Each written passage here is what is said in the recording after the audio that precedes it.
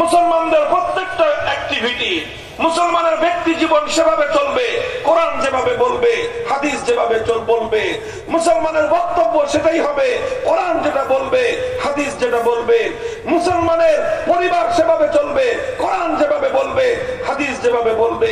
মুসলমানের অর্থনীতি, ব্যবসা বাণিজ্য সেভাবেই চলবে, কোরআন যেভাবে বলবে, হাদিস যেভাবে বলবে।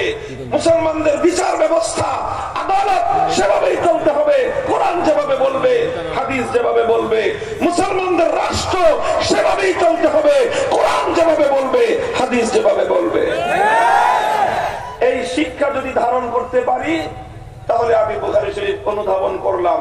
আর এই শিক্ষা যদি ধারণ করতে না পারি, বুখারী শরীফ পড়লাম, ঘোড়ার ডিম বুঝলাম না। কাজেই উম্মতের জীবনকে এই দুই মানদণ্ডের উপর স্থাপন করতে হবে। একটা হলো আল্লাহর কোরআন, আর একটা হলো নবীর হাদিস।